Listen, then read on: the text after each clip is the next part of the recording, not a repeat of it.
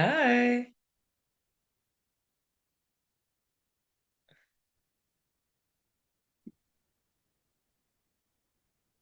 Hi, Kuya. It's me controlling it from London. Hi. How you doing? I'm good. How are you? I'm very well, thank you. Very well. Excellent. How are you finding London? Is it cold enough for you? Very cold. The Um, blanket. I've got my blanket hidden. Oh my God. Thing is, it was sunny, so that was nice. And then today was not sunny and cold. I yeah, don't mind when it's sunny and cold, but I was thinking of getting the hot water bottle. and we're in September. I know it's It's only gonna get crazy, worse. crazy, crazy. But yeah. Yeah. So So are yeah, you are I'm you in good. I'm London? good. Thanks. I'm good. I'm Ah, ready. She's there now. We were supposed to go together, but I had a funeral, so I had to postpone yeah, yeah, she my trip. mentioned. Sorry about that. Sorry to Thank hear you. that. Thank you. Yeah. So I'm there next month. Okay. Well, you've got that to look forward to. Well, Although not for, but this is it. yeah, yeah, Not for yeah. those reasons, but at least you'll still get to go. Yeah, yeah. And anyone else coming? Sorry? Anyone else coming, joining? I would assume so. And I Well, this is think, your time. yeah. And I was just looking at the messages just to see if anyone's messaged. Mhm. Okay. So I think Avina's just sent a message to say we're live in 3 minutes, give us a moment. So Okay. and then I think somebody got the date mixed up because originally it was meant to be the Saturday, and then we did change it to the Friday, but I think she Yeah. missed that. And then Mhm. I think there was one person that couldn't come, but maybe there's more joining in person today, so that's Yeah, not I hope necessarily a so. bad I thing. hope so. I hope so. Have you read the book? I've got it in front of me. I've managed to read the first two chapters. I think this is the first time I've attended book club without having finished the book. I'm usually really good, or I've usually read it beforehand, so I've got something to bring. So I feel a bit gutted that I haven't finished it. We'll see. We'll see how it goes. What about you? I'm not looking at it at all. I'm just here to to support technically. So Oh, okay. I have my excuse. Yeah, because I've only read one other book of hers, which is This Girl Can and Other Stories. Mhm. When did I read that? Maybe a couple of years ago, but I know she's a legend, and I thought, okay, it'll be good to read her debut There's novel. someone here. Oh, okay. I'll let you do your tech thing.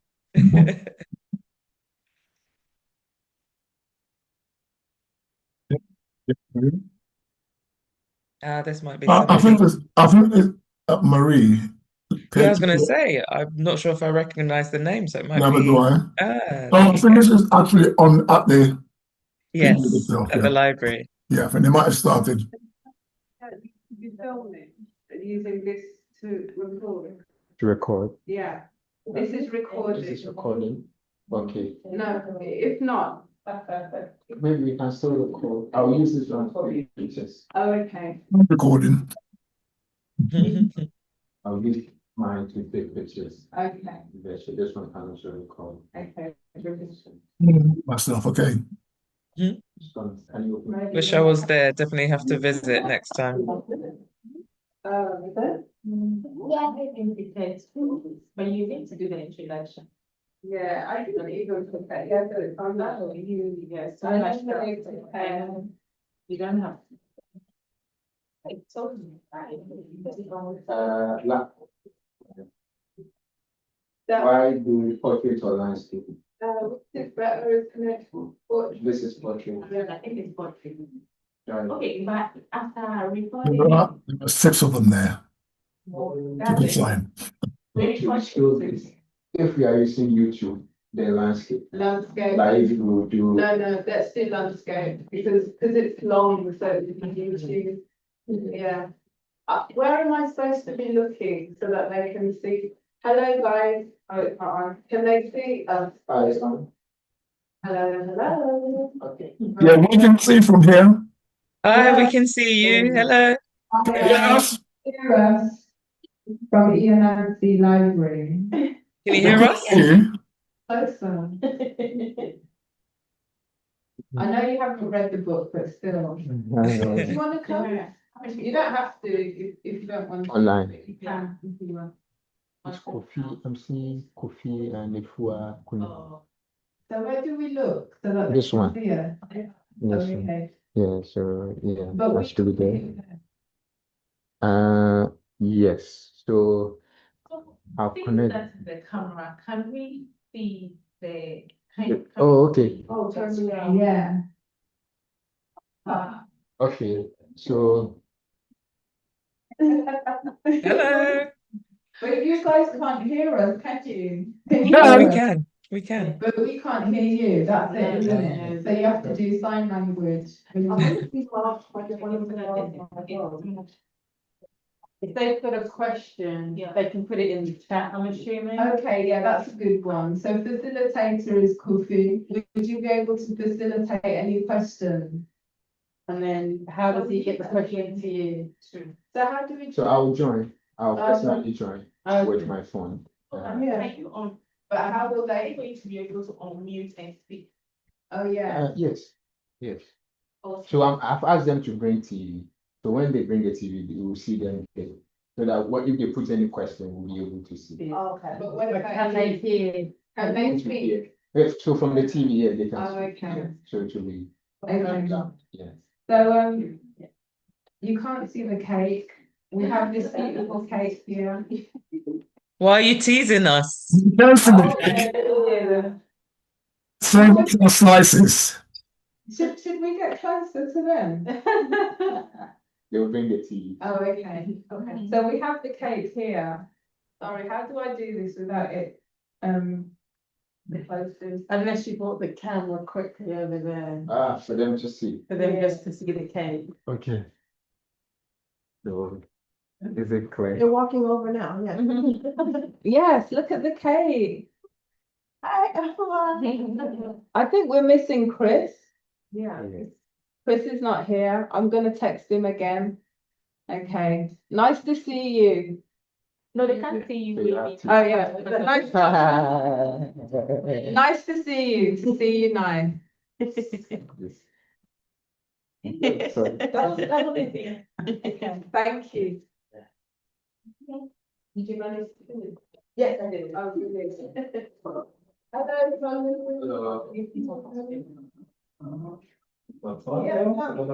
Yeah, you are. Where is Captain? Oh, okay. Thank you. So let's swap it. Okay. Okay, I guess while we wait for the monitor, I'll just say a few hellos and everything. So I know most of you, but let me introduce myself. I'm Abna or Kirsty. I'm the editor of Okazi magazine. Can you hear me? And we started the book club in September last year. So this is our anniversary. We're celebrating 1 year of reading a Ghanaian book, mostly Ghanaian. We've read one Nigerian book every single month. We just had a break during Christmas, didn't we? So yeah, so my name is Abuna and I'm so happy to have you all here today. And I have my co-host, you're my co-host. Roga. Yes, yes, so happy to be here. I can't believe you're one year. Reading. Okay, hope you can hear me. Yeah, I was just saying that I'm so excited for today. It's finally come to pass, and I can't believe we are one year. And I remember when Abnasewa told me about the book club. I think she put everything together already before she told me, as she always does. I was so excited because I've been here of book clubs. I have never committed, but I had to commit to this one, and it's been good. I've been made to read Ghanaian books because I don't like. I know I have to make a conscious effort to read Ghanaian books, but I don't. So this is also an opportunity for me. So yeah, I'm happy we are here today, and let's see where we go from here.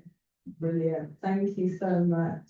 And actually, let me give you the mic. Would you introduce yourself? Put you on the spot there. Wow, I didn't know this was so serious. Okay. Anyway, my name is Tolu.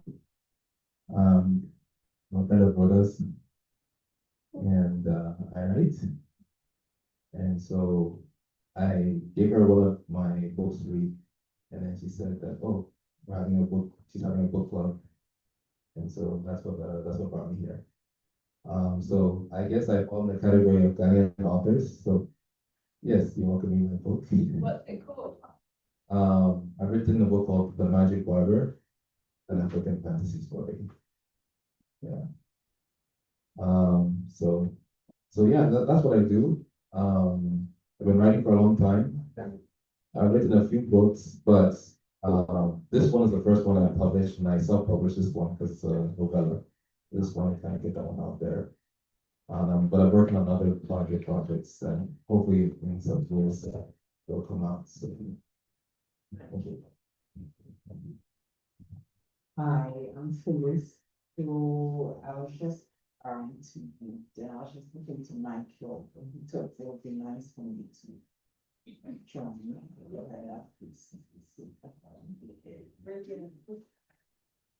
Hi, I'm Pamela. I'm Rhoda's cousin. I'm on the page, but I'm not able to participate fully as much as I want to. So maybe after this, I'll tell you more. And you leave. Yeah.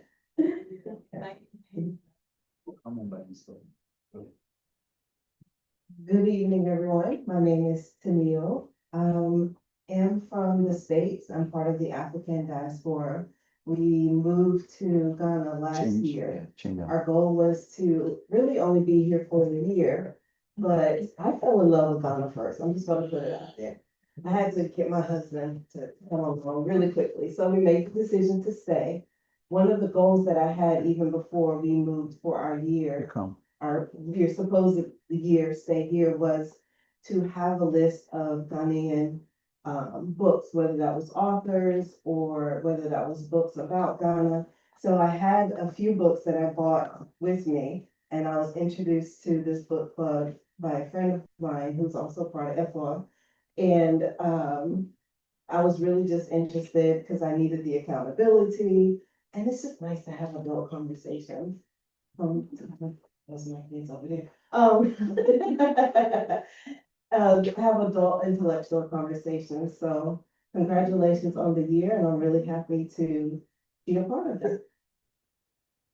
It's lovely to have you here, and it's lovely to have everyone here, new and old, and you guys over there in England. We don't know where Chris is still, but so today we're going to discuss our Sister Killjoy. I think everyone's read it, or most of us, but knew about it because you didn't know about it, but you may have read it already. Has anyone read it already? No? Well, this book was published in 1977, and this was her debut book. But before that, she'd written plays, but this is her first book. And I am just actually quite shocked that I hadn't picked it up before, because it's amazing. It's just so novel in lots of different ways. Yeah, and I just can't wait to get started and talk to you about this. So basically, it's about a lady who is called Sissy, and she travels from Ghana to, first of all, Germany and then to the UK. And it's about that experience of, traveling to abroad, to Europe. And I mean, it's very interesting because it looks at all of those elements that I think we discuss and grapple with today. And this is how many years old? 48. 47. 47. I was born. Oh, okay, 47 years Well, old. depending on when she wrote it in the year. Yeah. So, well, Be okay for you. Yeah. Sure, first. No problem. yeah. Well, I'll be 48 in some. Yeah. You didn't hear that part. Yeah.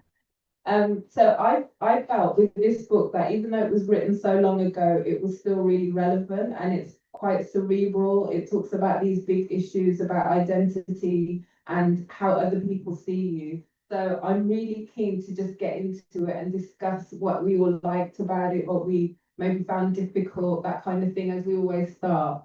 So I'm not going to start. I just want to find out where Chris is. So I'm going to ask anyone who's read it what they liked about it. Who wants to go first? Okay. It's interesting to hear that she wrote plays before, because at first I was like, maybe it's me because I'm trying to get my mind back into the reading, but the style of it was very different. Even though I enjoyed it, it took me a while. But how she wrote it and hearing that this was her debut book and she did a lot of plays, it's almost written like a what do they call it when the script, like yeah, like a poem, yeah. Yeah, and I was like, okay, that's an interesting way to write it. So just hearing that it's, from a playwright, very, very interesting. And I wanted to get everyone's take on how it was for you reading it in this particular style. When I started the book, I wasn't getting it. It took me a while. So I love the way she was so comfortable in that she didn't really follow any particular pattern. And although I got to look at some points reading it, I realized that she was quite comfortable in the book, in the novel, and looking at her personality as well. I could tell her personality in the book throughout. I remember watching her interview and then I could just hear her voice throughout the book. So that's how I saw it. Although it took a while, sometimes I still got lost in the conversations. But what was at the back of my head was how were the editors taking it? Did they try to change, convince her to change the way she wrote? And I could just imagine how she would have gone back and forth with them. But that's how I felt reading the book. I had a little challenge, but then I got the whole thing. Yeah. I would agree because initially, it starts off and there's not many words on the page. I was thinking, am I just reading her initial thoughts and then I'm going to get into the book? Like it's literally things are working out. That's all that there's on the page, and then you're just thinking, oh, okay, let me carry on.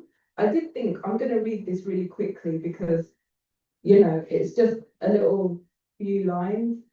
And then it kind of jumps into the story and then it's more familiar because it's more words.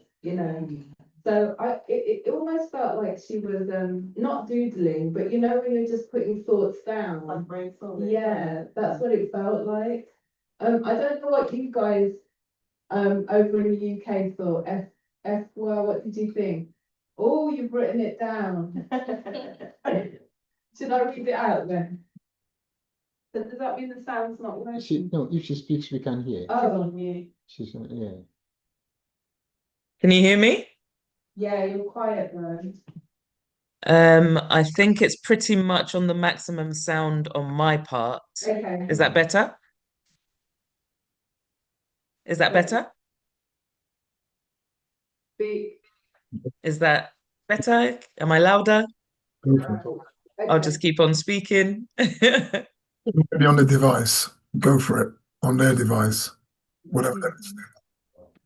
Yeah, so maybe they're adjusting things on their part.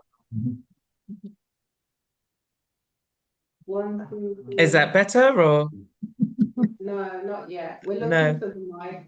I've used this Okay, laptop. that's fine. In the meantime, I've put my summary in the chat box. Yeah, so I could read it out while we're.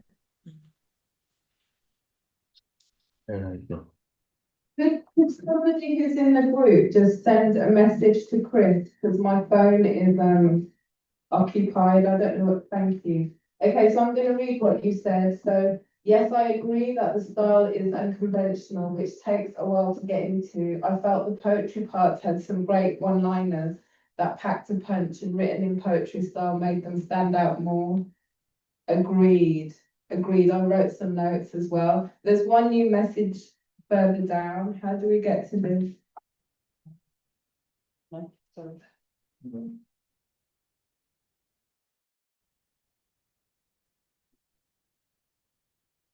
Ah, made them stand out more. Okay.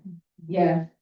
No, I would agree with that. And just going back to what you said, Roger, about how the publishers would have taken it. Would it have been, I would love to know. And I don't know if we'd ever be able to find that out. Hello. Nice to meet you. No, come and join them. Have any of you read the book? Okay, okay. What I might do is just pass this around so that you can have a look, because basically you'll see that some areas there's just very few words, and in other areas there's loads. Welcome. What is your name? My name is Ajakumar. Nice to meet you. Did you hear about, were you coming anyway, or did you hear about our book? Oh, okay. Okay, so have you read the book? Oh, so tell us what you think. It's one of my favorite books I've read. Yeah, I really like how she mixes, for lack of better words, serious writing and playful writing. Like she can write like how your grandmother, your educated grandmother would sound. And she can write like a writer would sound. And I really like the mix of all that stuff. My favorite part is the letter, the love letter that she made. Yeah. I enjoyed it, I really liked it. So did you recently read it, or? Yeah, February. Okay. Because one of the things, so half of us, or a few of us, are from London, and I struggled to get this book. I couldn't get it in any libraries, and I wasn't sure why. And I don't know if it's linked to, you know, when you publish a book initially, and then after it's sort of maybe gone into a second edition, sometimes it doesn't get republished. And I wonder, is it because it's an old book? I mean, relatively, I don't know. I think it's part of it is, I think the old school, I'm sure there's an issue with the publishing. Sometimes when they license the books and it's being republished, the funding doesn't usually come. So they can see me. They want to see me. Yeah, they want to see me.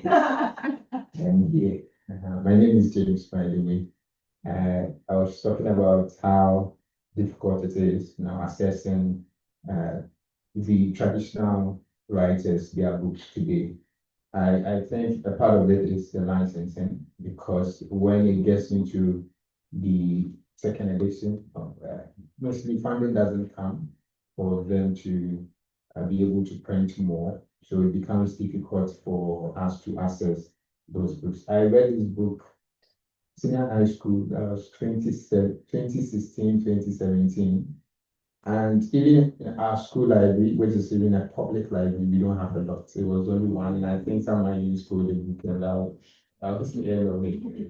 But the funding for African literature is difficult. The Nigerian listening will say otherwise, because they've made the market accessible, and they are funding, they get a lot of funds to support their works. But for Ghana or Ghanaian writers, it is challenging. And you speak to the traditional writers, those even alive today, and you ask them, oh, are you thinking of bringing this book out? And they tell you, no printing houses willing to fund it. So I think it's a part of it is the funding. But when you go to Amazon, I think they have them, and I don't know how they license the copyright of those books, but those Western words, and they have access to them, but we here it's difficult. But I would say it's still hard. Is it on? Yes. I couldn't get it in any library. I literally struggled, and I don't know how you. Yeah, I don't know if you managed to get it easily, or did you have to buy it? I had to buy my version online, and it is down as a favourite edition.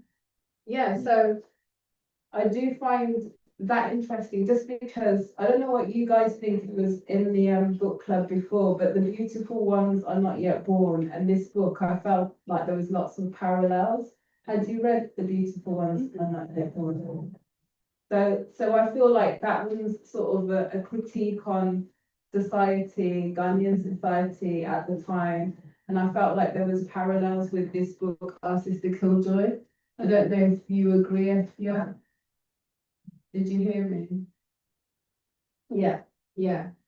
So maybe let's go and sort of delve into each of the chapters because there's not many, and look at the first one, Into a Bad Dream.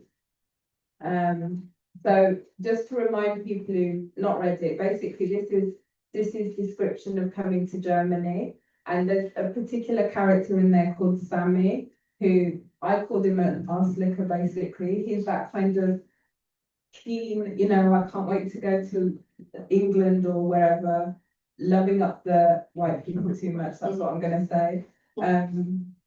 And whereas I felt like Sissy was quite sort of cool and maybe a bit detached and almost like, what are you doing? I don't know if anyone else sort of agreed or thought that. Okay. Sure. You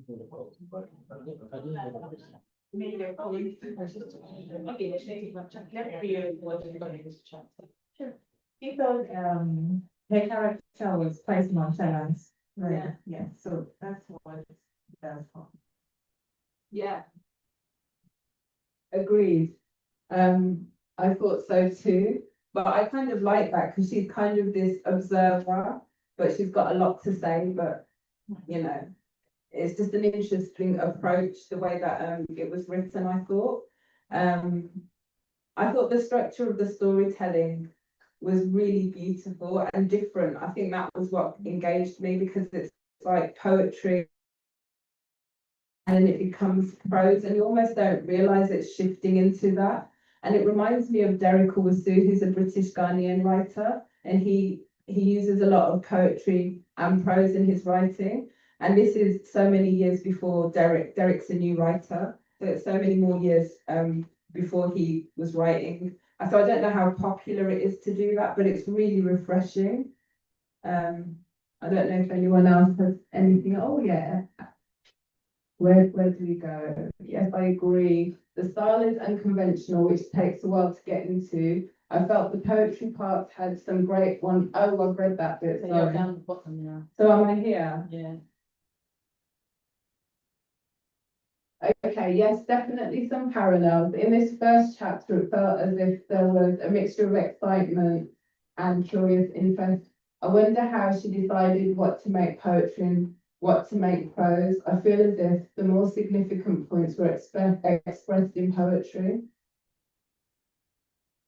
What did anyone else think? The style of the writing. Yeah. I think African language. You want to see my face again? The same with me. Okay, so if you read Ateli's works from Sister Killjoy to Changes to Anoa, it cuts across how she writes, cuts across, and like she mentioned, she wants to speak in the best language that every Ghanaian or every African child will best understand. And prose is written in chapters or without chapters. So it's just you having the direct conversation, and she does this direct translation. She'll coin a word or she'll coin a sentence, like how the educated person will say it, or sometimes like how the uneducated will also say it without, like, I think there was a note in it, she said, we burn English on its neck.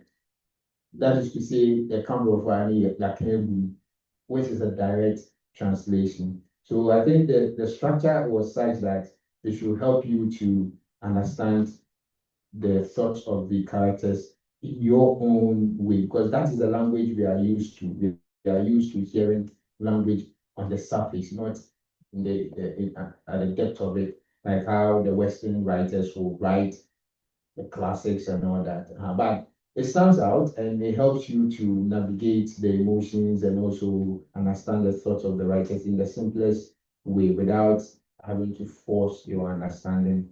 So for me, that style of writing is amazing and it's unique, and it helped me to navigate the characters very well.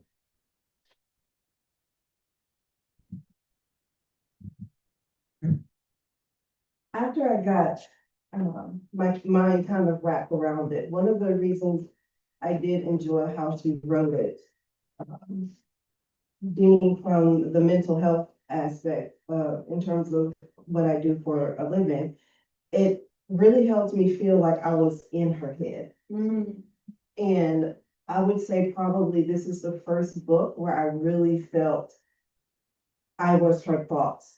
So, like you were saying, with the brainstorming and kind of just how things were, we don't think as we write. We don't think how we write. How we write, we have the opportunity to kind of filter it and use, the style and the particular words. And of course, we want to show off our education and our knowledge when we speak it. But in our heads, kind of just all over the place and kind of messy, and it just comes how it comes. And that's was some of my takeaway as I was um, reading it when she was writing it in more of the poem aspect. When she got to the love letter, I felt a little different, but in the lesser words, that's where I felt connected to her more.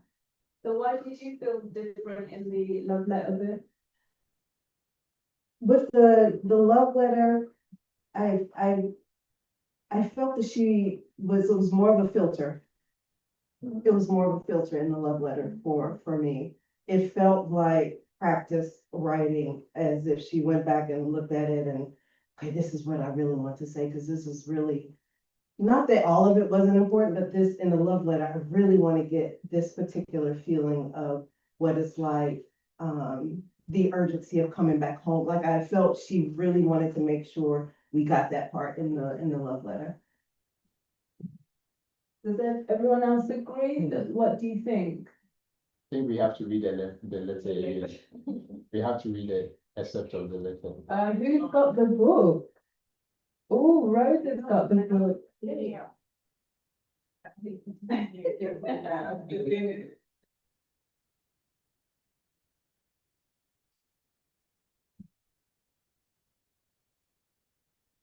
Yeah, the last bit, 109. Are you all right to read? That's poetry putting you on the spot.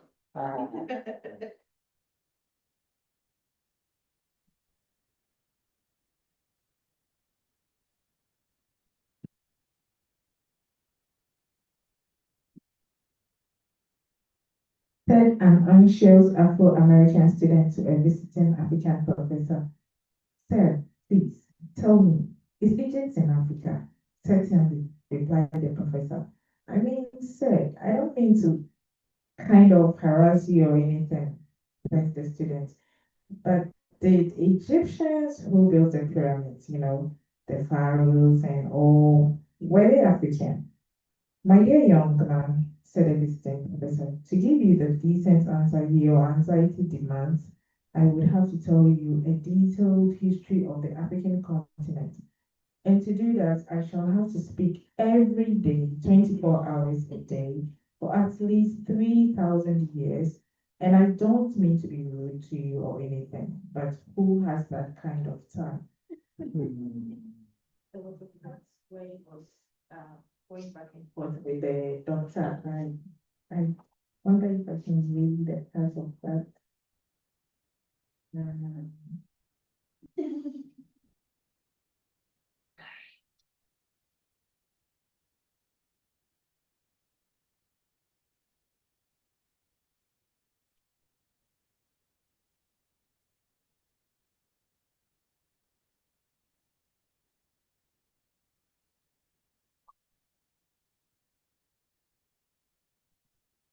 What's the bit? She was going back and forth with the doctor, the um is it gastric bypass doctor. Yeah, she was trying to refer to the her lover about the man. Oh, I felt was yeah. You felt it was quite. She was trying to put her point out there. She didn't succumb, and the doctor kept saying why they didn't need him back home in Ghana. And she tried to prove her point. And, well, maybe yes, but if you come, you save a lot of money, blah blah blah. Yeah, I wanted to read that bit, but I think it's okay. She kept referring to the lover, my dear, don't you see this? Don't you that? Yeah, she kept referring to him, like trying to draw his attention, but yeah.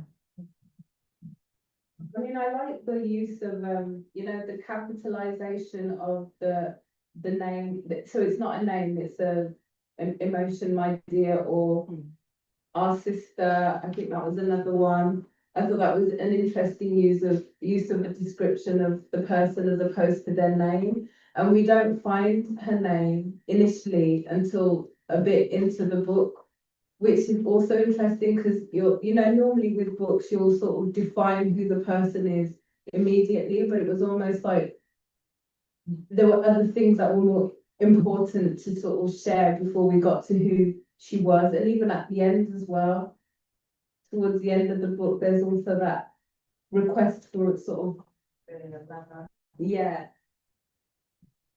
which I thought again was interesting. So I'll start with I it's a very long paragraph. I don't even know what's that. I'll just start. I drank.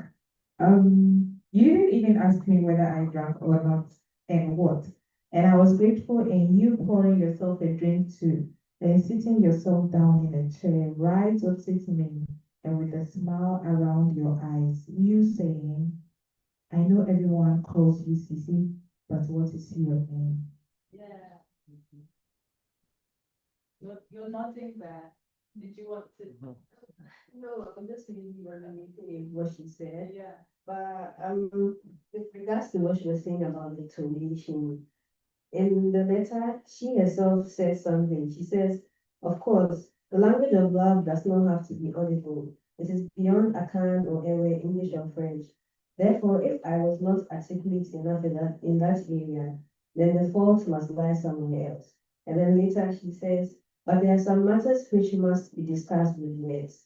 So from what she was saying, it's almost as if previously she was relating to everything, she was relating everything from a place of, she was talking about everything, sorry, from a place of relatability. So there was some emotion in her speech, and that's where she says the language of love does not necessarily have to be in a specific language, but there are some things that should be said with words. So I feel like with the letter, she was speaking in words, in some form of general language that's regardless of how you speak or how you communicate, you read this as a serious message. Because some may kind of ascribe the former type of writing as comical or playful. So I think she herself kind of said that she was being serious in the letter. Yeah. And do you see it as an evolution, like between each of the chapters? So by the time we get to the love letter, it's sort of reached a different pinnacle, like compared to the beginning. Because I felt like there was a lot of humor, sarcasm, wit, and all of that stuff, and then it becomes a lot of more serious.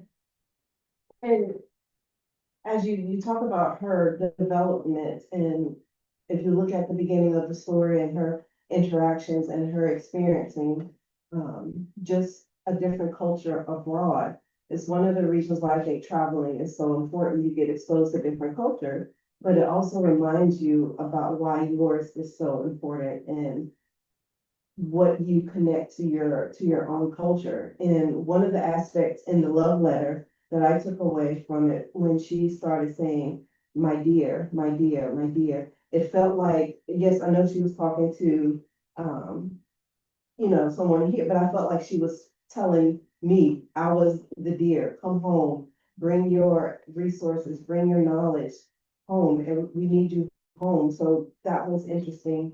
And just what she learned about being away, it was a part where she was talking about how when we go abroad and we kind of present ourselves as a certain way, like everything is great, everything is wonderful. I'm learning so much here. And she's like, you're abroad, but you're eating food that doesn't even taste good, but you are making it seem like your tongue is craving for these food to the people back home. So in saying how in the love letter, she started talking about, my dear, come back home, come back home. It was stop. Stop telling everybody everything is great. Go there, learn what you need to learn, and come back and bring that resource back home. Absolutely. That's why I feel like, even though this was written a long time ago, it's so pertinent to now. How many people know people, well, I'm gonna talk about people that I know that they may be cleaners in the UK, and then when they come to Ghana, they've taken out a loan, they've bought the best clothes, and they're presenting a particular image that doesn't reflect their life in England. So yeah, I felt like this book, it didn't matter that it was written so long ago, it's just relevant. And just to jump, they talked about the heart, the organs, and I was just thinking, this is happening now. I was thinking of the film Get Out. Who's watched Get Out? Yeah. And yeah. So if you've not watched it, it's basically about Black people who are, what can we say? That they're harvested their hearts. Yeah. And for me, that was a horror. I really struggled to watch the whole of it because I found it really painful. Because this is what was happening in slavery. Yeah. And it's happening now still. Yeah. So I just feel like she hits the nail on the head with so many things she talks about. And I think Kunle was her friend who, his strong heart was the last thing to expire when he dies in the car crash. And then, previously she talked about the old white man who needed a heart. It's one of those books that I think if you haven't got it, you should get it and just keep referring back to. I found it really powerful. If no one has anything else to say about chapter 1, I thought we'd talk about the plum. What did people think about the plum? Okay. The description of the cold meat buffet and the plum cake Maria put together was a good example of the food point Neil made. I actually like cold meat, but the way she described it really put me off. Within the context of the book, it felt weird to me, something I would usually normalize. Something I would usually normalize. Okay.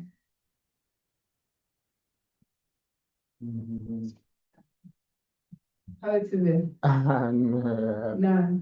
Yeah, I think my point was going to be on the language of love. That one I strongly disagree with Ama and Teju on that.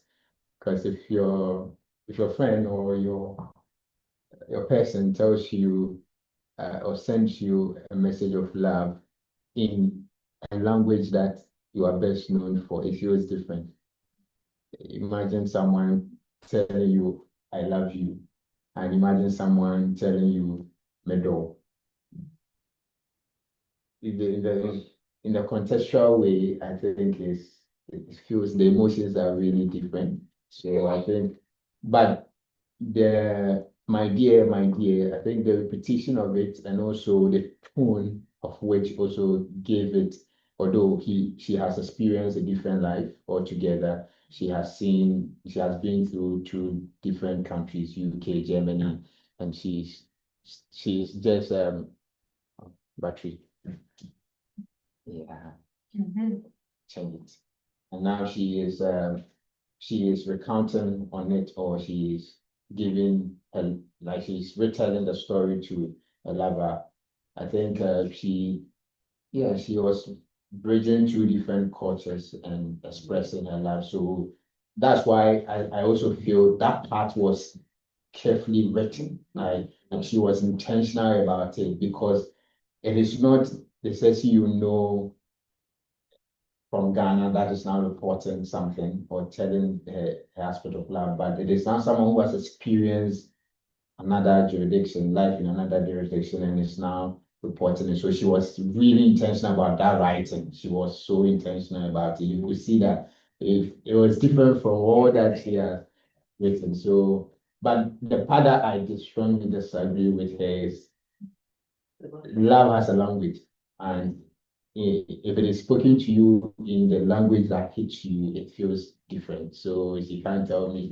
I don't know. She can't tell me that if you are down and someone speaks, your lover or your mother or someone talks to you in a love language in Ghana, the weight is different. And if it is French, you understand it, it is different. If I am a Ghanaian, if you tell me, Jami or but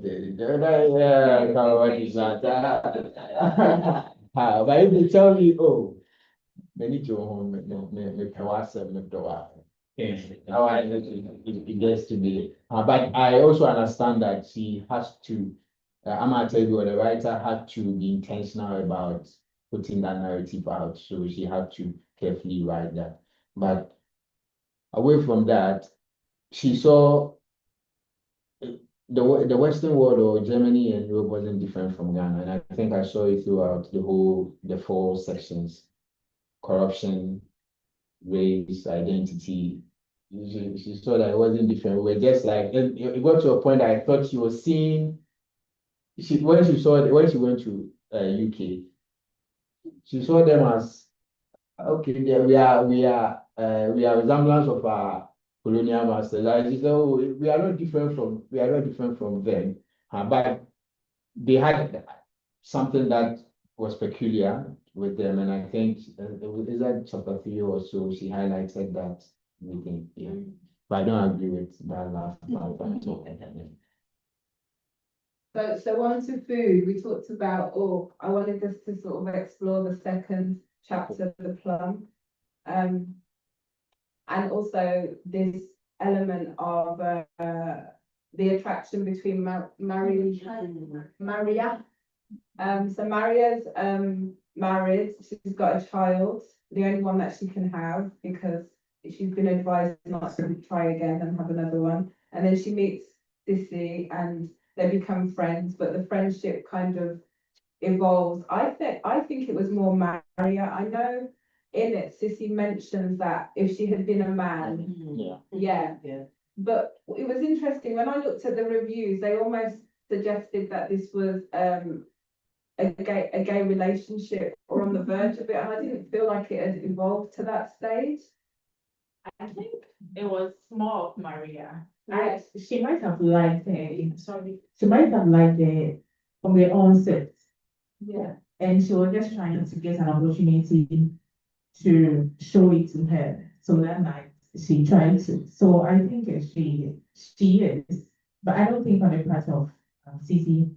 No, I didn't see that at all. Because yeah, she did slap it. So hopefully you slap someone if you were you like it in that way. So I think it was more of Maria.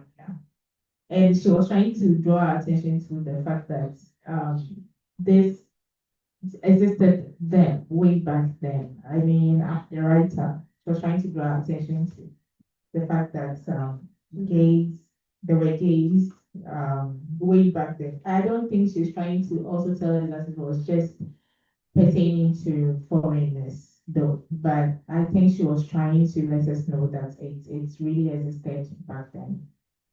Yeah. So I'm just going to read a few of the comments. So Maria freaked me out. I haven't seen Get Out, but I can imagine the characters, thank you, being like Maria. Interesting name choice too of Maria's child, of little Adolf. Yeah, Adolf Hitler is what I was thinking. Yeah, I don't know. Like I felt like there was loneliness baked into it, and I wasn't completely sure that she was a lesbian, Maria. I wonder if she was just really lonely. And yeah, I don't know what anyone else thought. Yeah, I also felt a sense of attraction between Maria and Sissy and wondered if it would have been the same if Maria was black. If we don't agree with you. Any thoughts on the sort of Maria Sissy relationship? I also thought, Sorry. yeah, along the lines of the loneliness, I think sometimes people try to overcome in kids the possibility of. Can you hear? Can you hear? Okay, yeah. People try to overcome the kids the possibility of having affection for someone. They have been spending so much time together. In the book, in the writing, it clearly suggests how neglected, if I could say, she felt, even though she was married. It didn't feel like she had a partner. It did not feel like she had someone to care about her or love her. So having to constantly engage with someone and then she's like, oh, okay, she's likable. I can like it. I didn't think too much of it into so gay as much as like she needed someone to show some affection. Yeah, too. Well, I didn't see it coming. I think it's something that Maria harbored inside her till she got a chance to show it. That's how I saw it. I thought she was just one lonely person. She's seeing this student who's a foreigner, let me take advantage. But then I think the environment they found themselves, she couldn't hold back. I think it's something that was deep in her. That's how I saw it. Yeah, I agree with you. There's something about the environment because if you look back, they had plenty of opportunity where they were alone. It was just them. They were talking, having intimate conversations. But the fact that it happened when she took her upstairs for the first time, and then they were in the room and, in that intimate space, I don't know if that just gave her the push or the courage or whatever it was, but I'm leaning more towards her being lonely.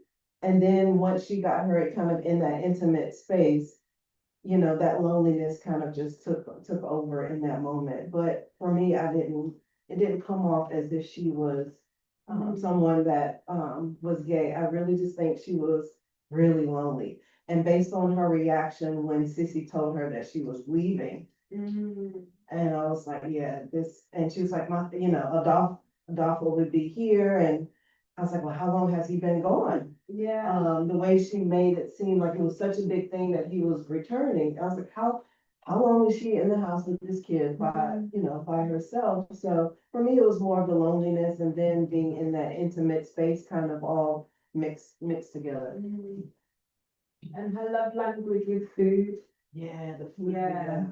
I was getting hungry for those. I thought it was so nice. I actually thought that Sissy's reaction, when she told her that she was leaving, she told Maria she was leaving, and then Maria was still really nice and said, well, I'm still gonna make you all this food that she's gonna make. And I just felt that Sissy was quite distant, even to the point in the morning when Maria had to wake up really early and she was running to give her this bag, and in the bag was just an assortment of foods.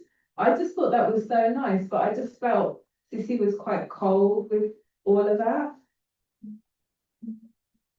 And did we think it was weird when the incident just happened and then we just snapped into getting back to the way they were before, just laughing?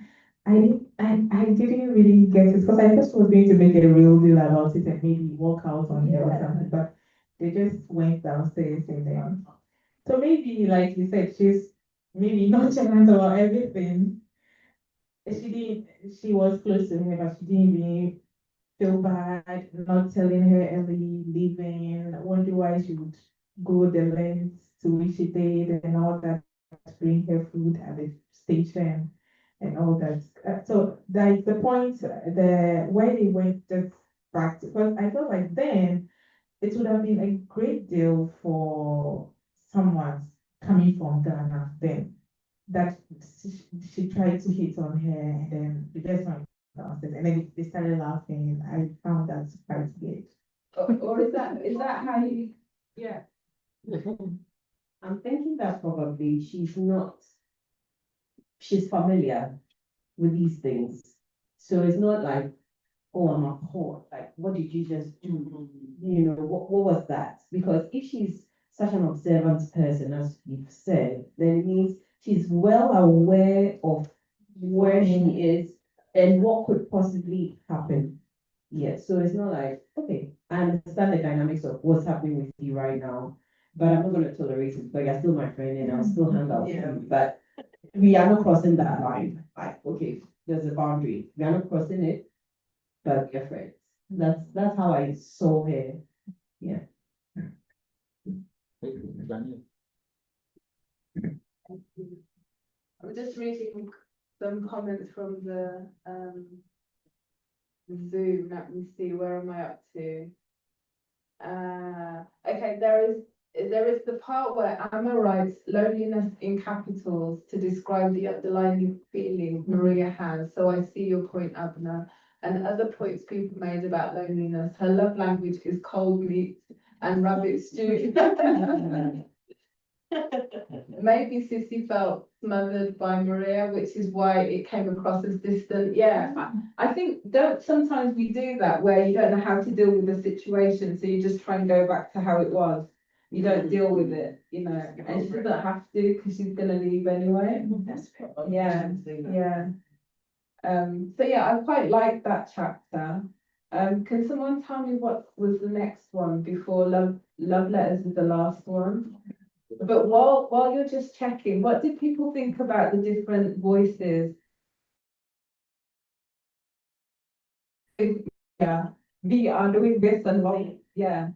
It felt quite comical and hammed up. That's what I felt. Is that what you thought, personally? I read this how many years ago? Yeah, but you're like, It felt to me like how you would speak German if you didn't. Like, I learned German at school, but before I learned German, my idea of German was we are going Yeah, to yeah. So it felt like that. Yeah, and I thought she was, I could just tell she was very, very enlightened, educated. Because most of the things she was saying, I was like, how did she know? Or maybe she was aided in her writing, I don't know.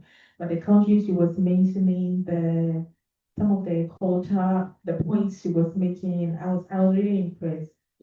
But she was a vessel. I mean, this is a book, so because you're the writer, you can put everything into your character. It doesn't mean that necessarily she knew everything. I'm not saying she didn't, she did all. But I'm just thinking, in the same way that if you have a character, you can make them be omnipotent. When we read Caleb's book, Azuma Nelson, yeah, I feel like you can put so much into a character that they couldn't possibly know, but you're doing it. I was even talking on the part of the writer. Oh, okay. Yeah. Oh, yes. Yeah, I really felt that, especially when it came to the plums side, like I could just tell the names of the places she was mentioning. She even went on to, I don't know if it's the food. She mentioned something I don't really because like if it's going to be cold rabbit, like something. I kind of felt like she was really, really enlightened. That she was. So there was references to the N word where it's all there for us to see. She uses I'm not going to say it, but the N word is used quite a few times in here. I don't know. I felt like, would that be a tussle with the editor? I think that this was an academic work. So the history of this, it was for academics. She was working. Yeah, because I think she has granted interview about this before. It was for academic work and for Amma Ateju was that writer that if she writes something, I'm not sure she's radical. I'm not sure she will have an editor will have it easy or an editor will have his or her way with her because she's convicted by what she believes in, and if she's researching on something and she's writing about it, I'm not sure if you're able to change her perception or her ideologies. So yeah, and she writes freely, and she I'm saying she always she's passed now, so she was that woman that will take the time to understand the culture of the character, where she wants to place the character. That's why if you look at the film, like she was always mentioning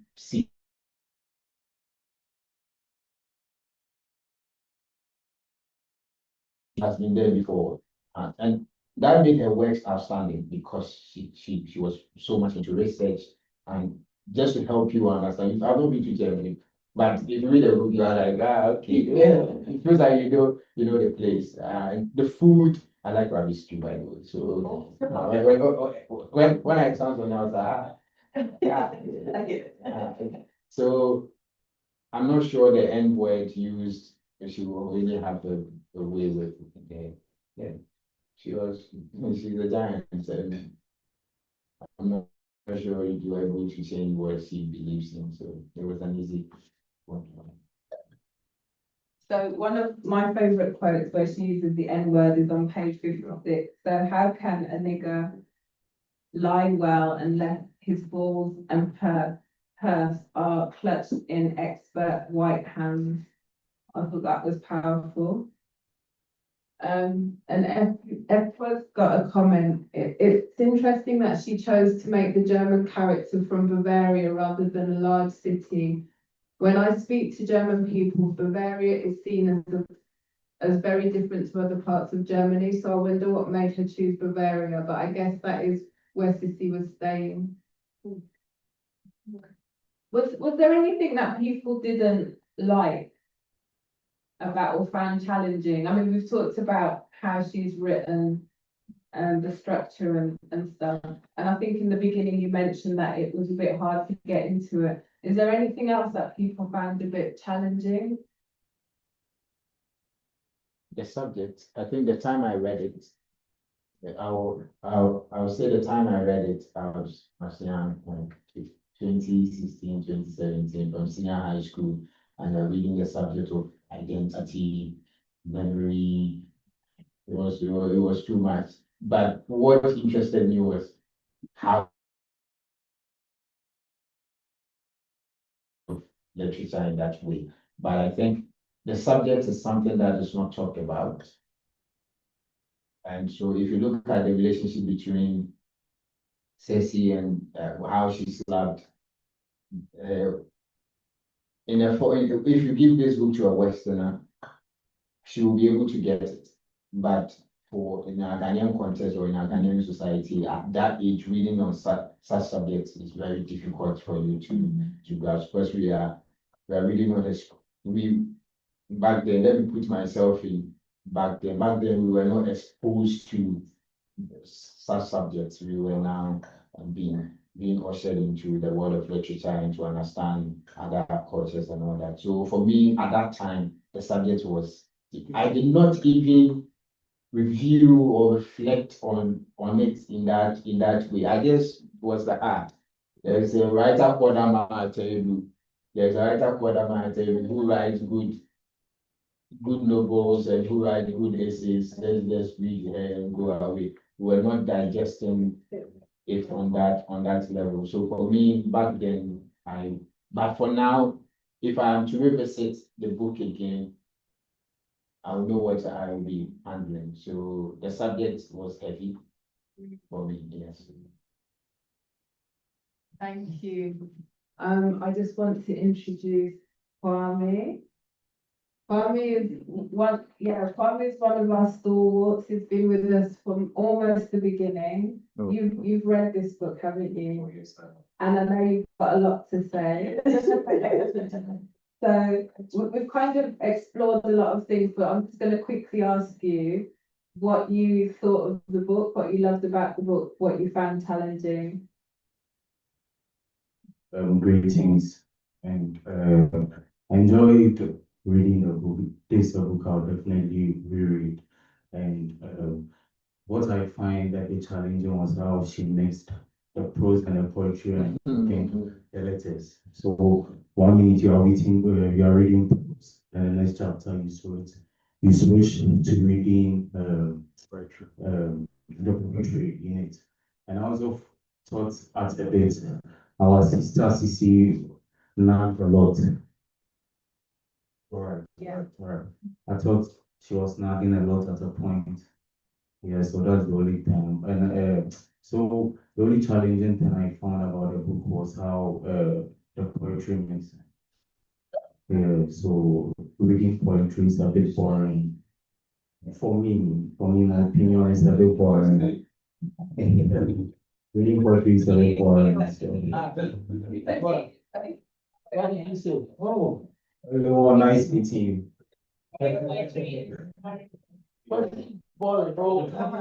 you. So, but anyways, I enjoy the book. I enjoy the book, and she explored several things in the book. Though the book was written in 1977, certain themes she touched on still reflect this day. And so basically, that's what I was saying in a nutshell. All right, thank you. Thank you too. And Chris has joined from UK. Chris was in Ghana just a few days ago, actually. So Chris, hello, welcome. Okay. Oh, hello everyone. About this book, and I don't know if there's anything else that anyone wants to touch on because I'm a bit hungry. Yeah. So how she mentioned it's been interesting that she considered some other parts of Germany as compared to the more popular cities. It wasn't uncommon for Ghanaians at the time to be in Germany. There was a lot of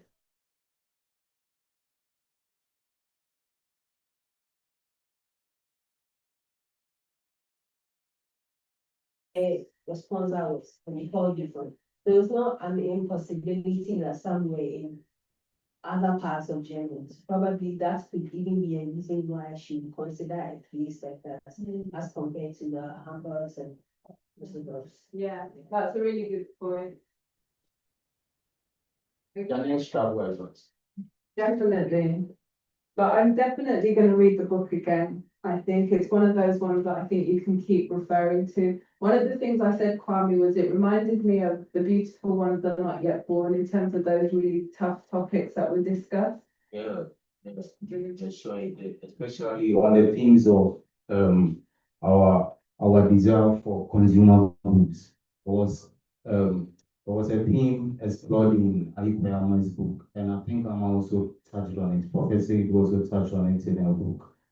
And I think that thing is something these novels that we've read, the novels we've read so far, they all seem to touch on Ghanaians, our desire for consumer goods. And I think those are the themes I saw which were touched on by Amartey and also by Ikwema. Yeah, that's the similarities I found. Yeah. So if no one's got anything else to say on this topic, I'm gonna just close this discussion. But I would really like to, anyone who's listening to this when we post it on and watching it when we post it on YouTube, please share your comments and tell us what you thought of the book or if you would read it now that you've heard us discuss it. So I'm now going to The title of the book. Our Sister Killjoy. I don't know why that's that's the beginning. Our Sister Killjoy by Amartey, her first book. Brilliant book. So thank you, everyone. I'm going to hand over to Rhoda, who's going to introduce our special guest. Yes, welcome. We have Tolu in our midst. Tolu has been writing for a while now.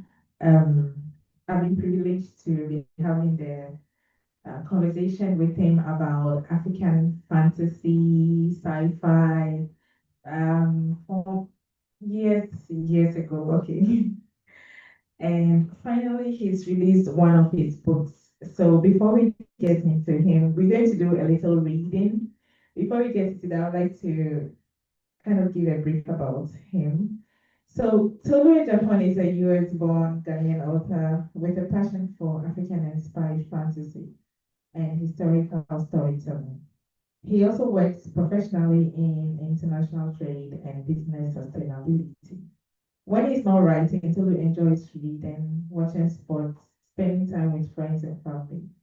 The Magic Barber is his debut novella, blending cultural tradition with imaginative world building. Everybody, Tolu with Japan.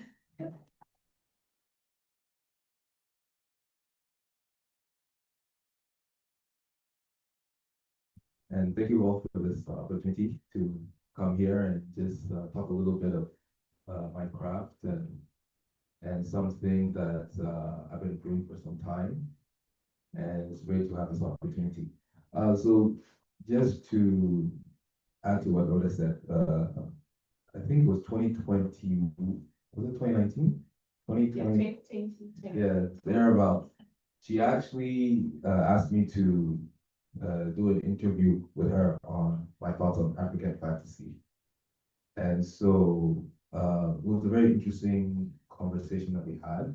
And I also thought maybe it's an opportunity to give my thoughts and reflection on how this started for me. I love reading. I've been reading since second grade. I think first grade I read The Lion, the Witch, and the Wardrobe and the whole series by C.S. Lewis, and that's kind of how my fantasy journey started. And I was reading different books, different genres.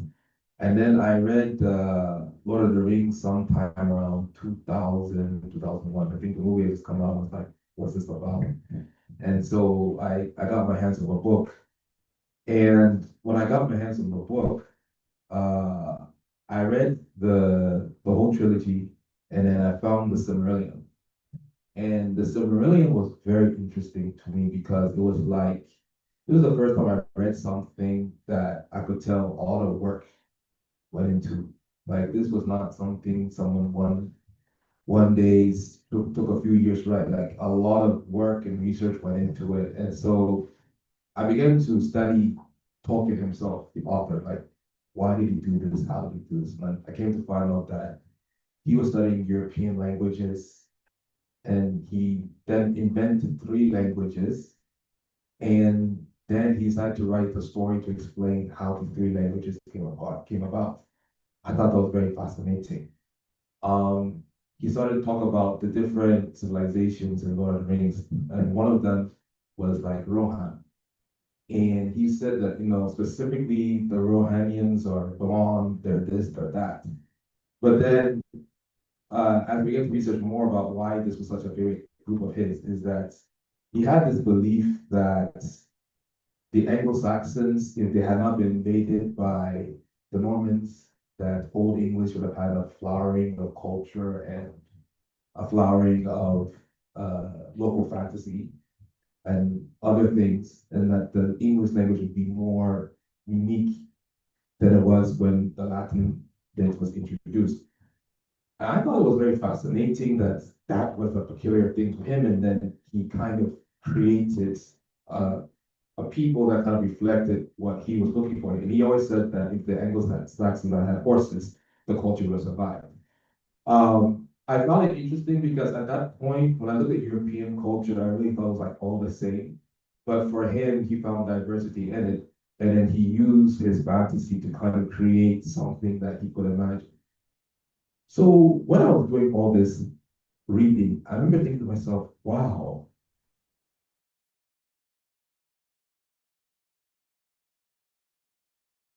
history and then try to create something around it and stuff like that.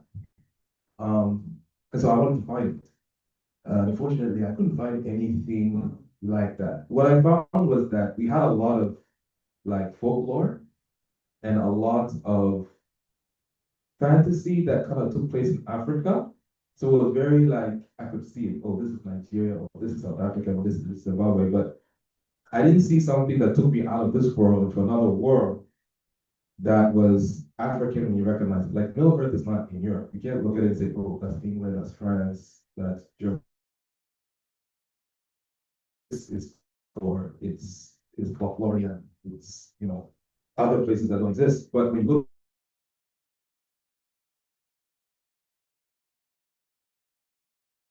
at the Trump, you look at the men of Numenor, you could say it's a combination of Greek and Rome that he kind of merged into a culture, and then when they fled, when they fled from that place and went to Middle Earth to set up their kingdom, you get into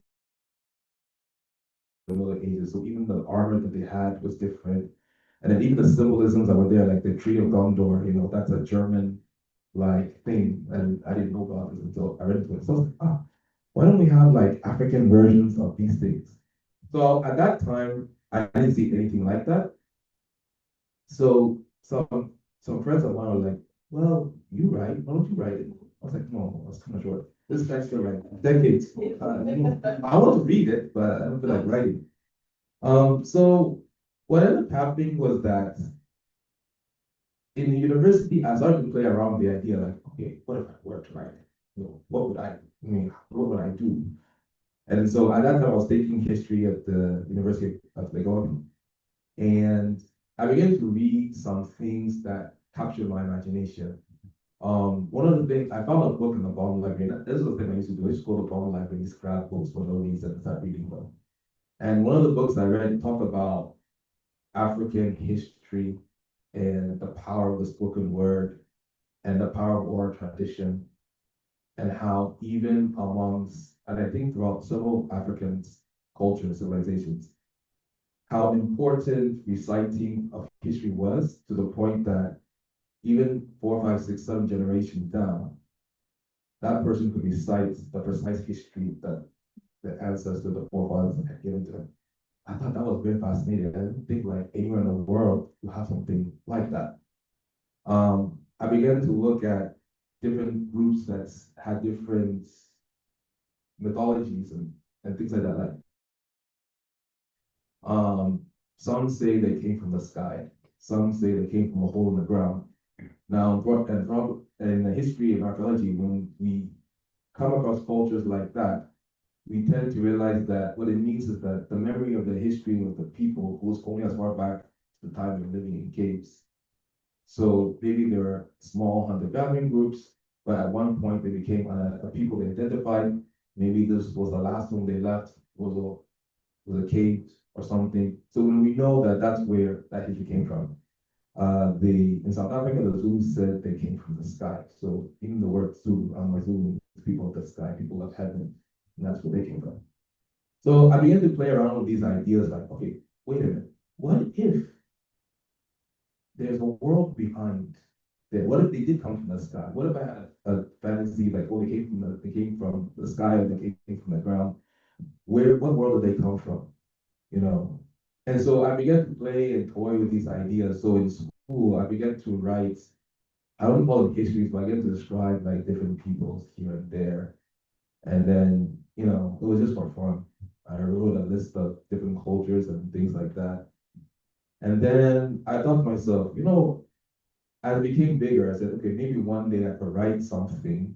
Maybe I describe a world that eventually other people might take up as a fantasy thing. So I wrote 4 distinct civilizations: African, Middle East, South Asian, European, and then Far East Chinese or Asian. I guess I mixed them together. I mixed the culture together, and I just had fun. And I just left it like that.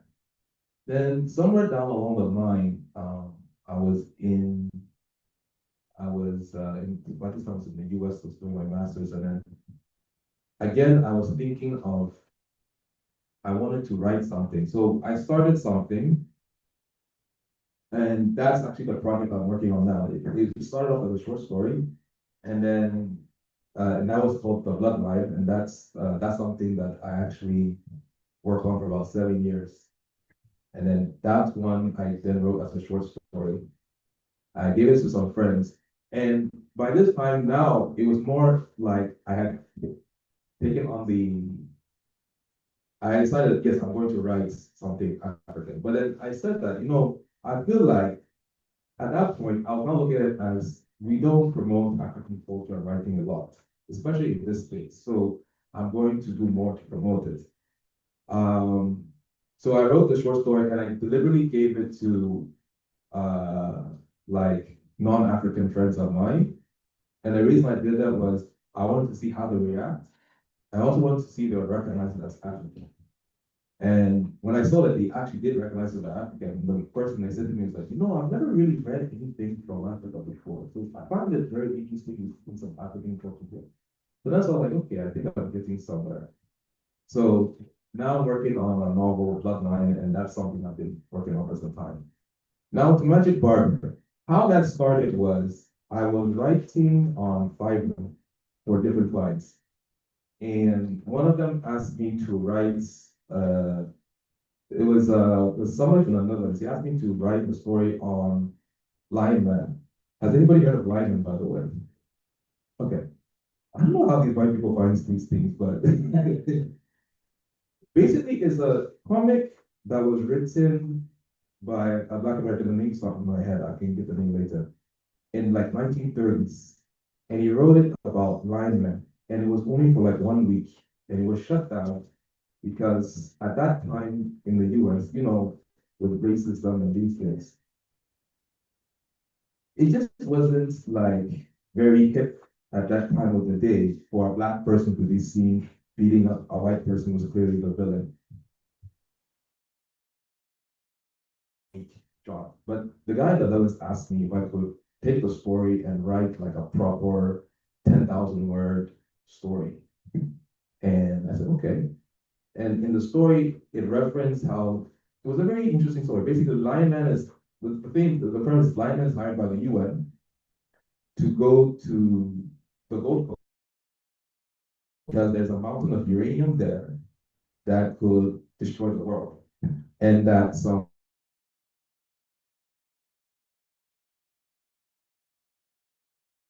goes to Ghana, the Gold Coast, and then he meets some whites there.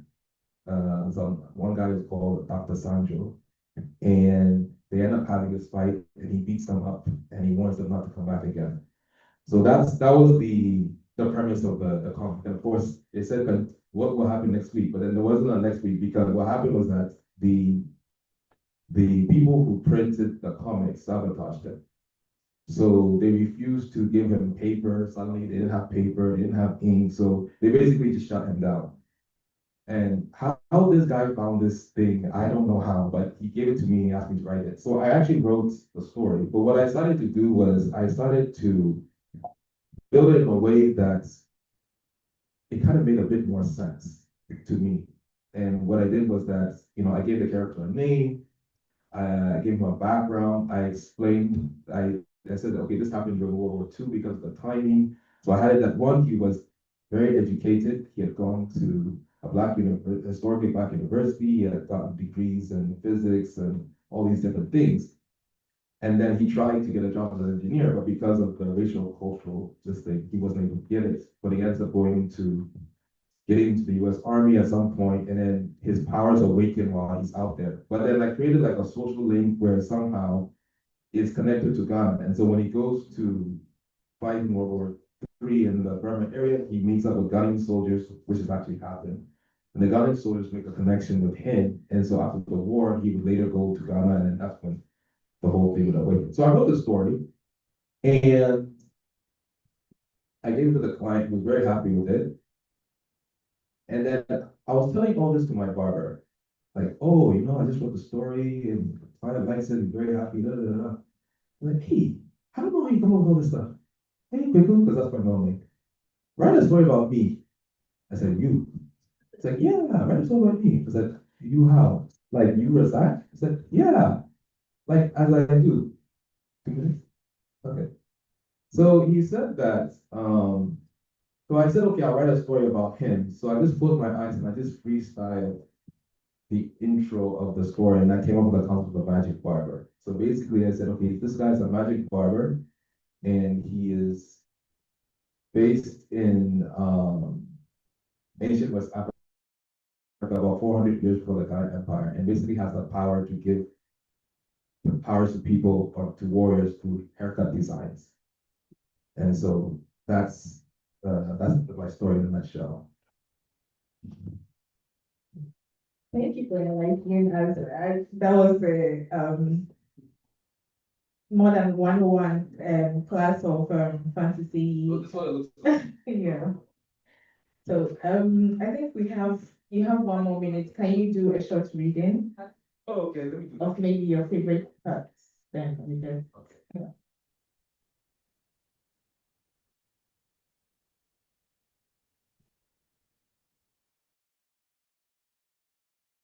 While you're looking for that, one thing that fascinated me when reading this was how you came up with your language.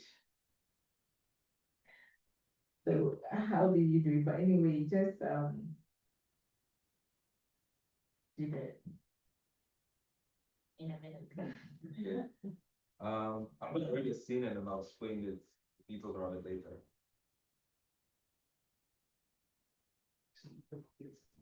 So, we're listening and please pass like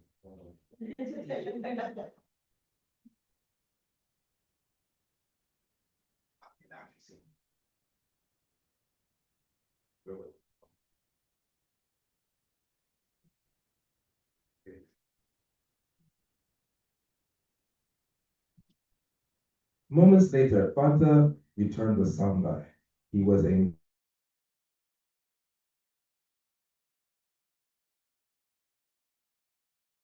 by the gods. His strong jawline was accentuated by a light dusting of the stubble. Thick, dark eyebrows arched over his piercing light brown eyes, and his presence commanded respect. However, it was his hairstyle that immediately captured the attention of the recruited barbers. His curly hair at the top of his head had a wavy flow to it, while intricate wavy patterns ran along the sides of his head. Razak gestured to the ebony seat near the altar. My new barbers, the style of this barbed warrior is called the Jiaku River's Flow. As you can see, this style has matured over the past 3 weeks. He gently took Samba's head, turning it from side to side to display the hairstyle. When a barbed warrior comes to you like this, you need to perform a partial rebarb and touch-ups. If the hair becomes too overgrown, I will have to perform a full rebarb myself. The warriors gathered closer, wonder lighting on their faces as they observed the warrior's hair. The razor blades I use are already purified and anointed. I will teach you how to do this with the blades I provide. Before you use them on the barbed warrior, you must perform the ritual each morning. I've already done it, so I'll just show you how I barb. Razak opened the ebony box containing the razor blades and comb, then set to work on Samba's hair. With great precision, he trimmed the hair to the optimal level, reducing it to a quarter of 1 finger's length. Using his blade, he meticulously re-etched the wavy patterns along the sides and around the head. The intricate patterns resembled the flowing current of a river, weaving seamlessly from the top of the head to the sides and the back. The barbers exchanged astonished gazes. The gasp filled the room. When Razak finished, Samba's eyes flickered with a soft blue and green light, shimmering like water before fading away. Razak smiled. And now his powers have been recharged. Amazing, the barbers exclaimed in unison. We have never seen anything like this, Master. Thank you, my barbers, Razak replied graciously.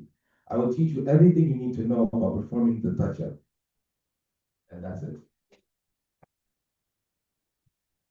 Thank you. Is there any questions from So- anyone online for Tolu? So Effie's got one. Do you think, Black Panther. yeah, can I actually? Do you think Black Panther is a continuation of Lion Man, different character and story, but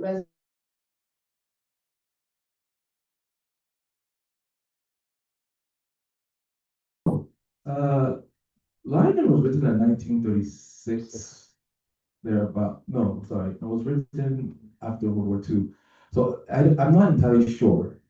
But it's very interesting because I think even in my story, I kind of wrote that the US Army had recruited Captain America, and so they were looking for other superheroes. But then later on, because of copyright, I had to take Captain America out. I can't mention them, get my clients sued. But I just mentioned in the story that they had recruited a superhero, I didn't say who, and they had seen success with him. So now they're looking for others. And because he had exhibited powers before, then they came for him. So he wasn't connected to that corporate entity that wrote Marvel. But if I think he could have fit in that world. So anything is possible, I guess. But maybe that's what the writer was maybe trying to do, like say, okay, how about I create something like that into that and add it to that world as well. So Effie's just said it's written in 1947. Okay, 1947. Yeah, it says online.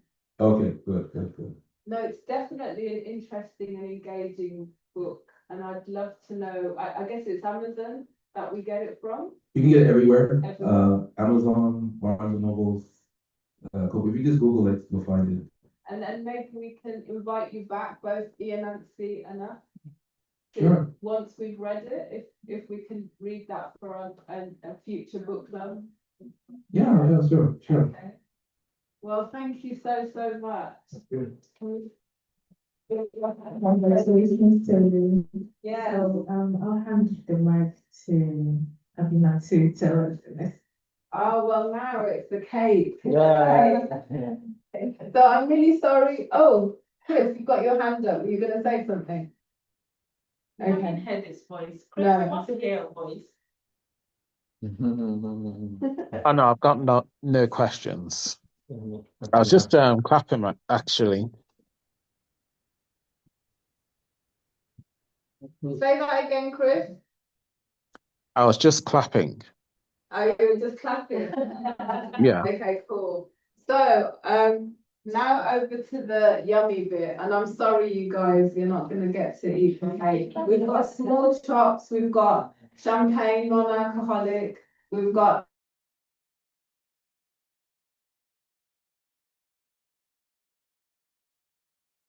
I'll try and save some for you and bring it with me when I come back to the UK. So you can happily watch us as we eat, or we can sign off now. Okay, bye. Can we cut the cake before the Yes.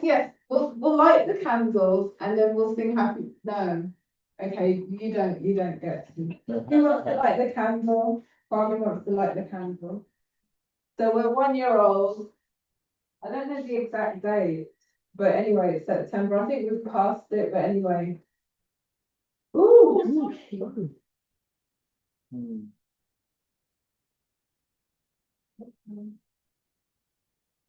And it says happy first birthday Academy Mag Book Club.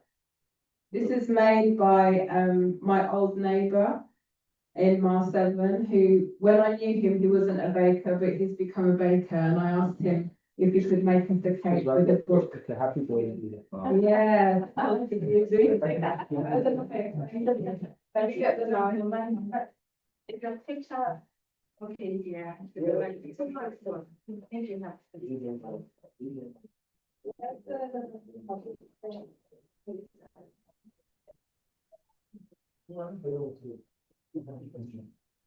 Shall we join in the singing?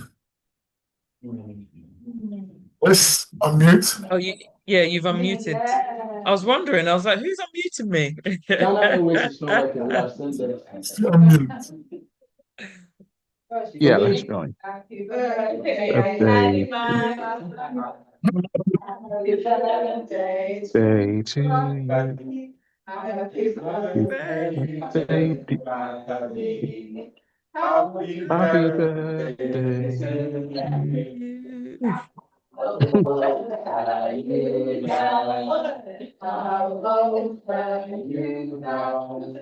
How old are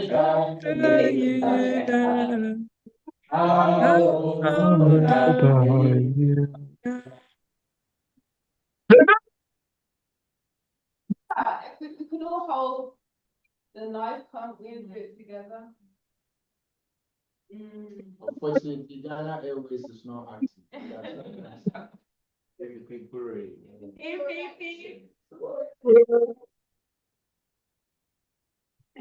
Who's the back that's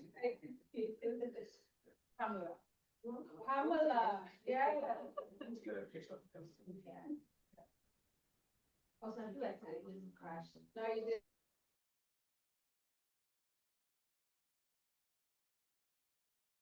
Small talk, got Chris, got Drake, please help yourself, send me over to the show.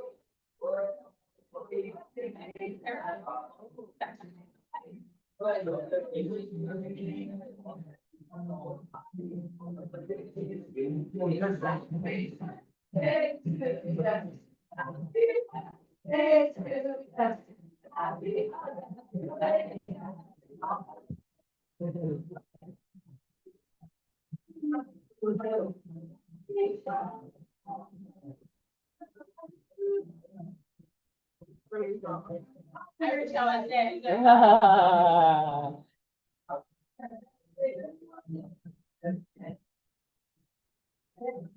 what's that good? Oh, same thing was nice.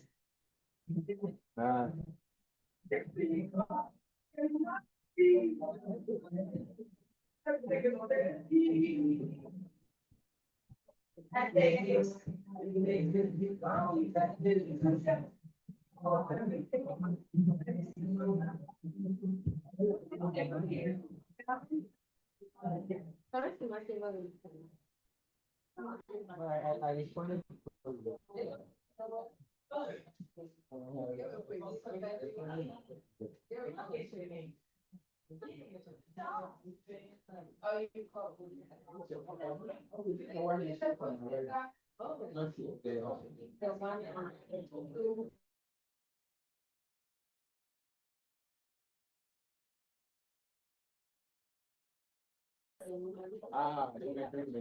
No, just happy. There's their number. This is yours. There's Michael. Yeah. And there's the security. Yeah. I think funded. They could cut from funded. Oh. What? What? Oh, that's it all from France. Oh. Yes, dear. You can go look at it, but don't spend it, okay? Oh, okay. I think once funding has been the challenge, when they don't I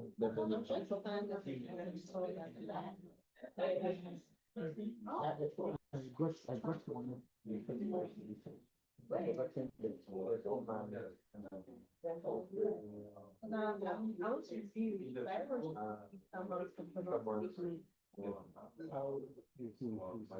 I think I opened it on the laptop. You're invited. Yeah. This one has it was 5 years.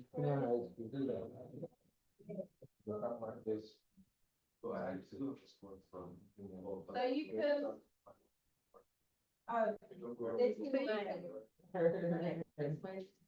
Yeah, you can go if you want.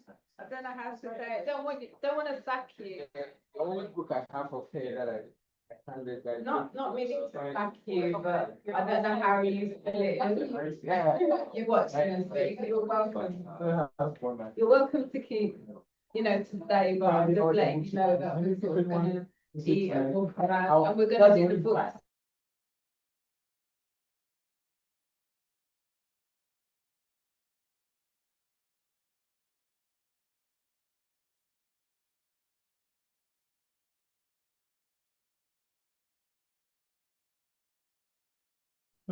Has it frozen for you guys as well?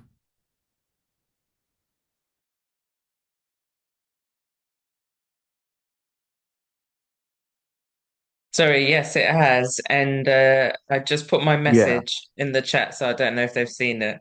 Yeah, I've been, of course, I was calling her, but she's obviously not with. Yeah. I No worries. don't know when I should just turn it off. So, Yeah. Guys, I'll keep drop her a message. We'll probably drop a message in the chat anyway. So, and they've dropped off. Mm. doing great. That's Well, yeah, I knew that Okay. there was a limit, so probably they've dropped off. yeah. Yeah. Yeah. No, Yeah. Yeah, They I'm did well. surprised they were there I, for that long I was because gonna say normally, GH Wi-Fi. They did well. yes. yeah, I know. Sure, but nevertheless, it held up mostly. Yeah, Mm. exactly. Well, nice to see you both. Yes, Have Yeah, nice to see you as well. Chris, how was Ghana? It was lovely. It was lovely in Ghana. It was the 2 weeks went by really quickly, to be honest. Enough And is I was hoping to attend the book club face to face, but it wasn't to be honest. it's fine. mm, It's fine. I've Yeah. never attended, so I'm not going to judge you, Chris. Yeah. Mm. But yeah, it sounds like it went well. Yeah. And but it's their second one face to face, isn't it? The second one in person. mm, So, but then the first one that Abner has attended. in person. Yeah. Mm.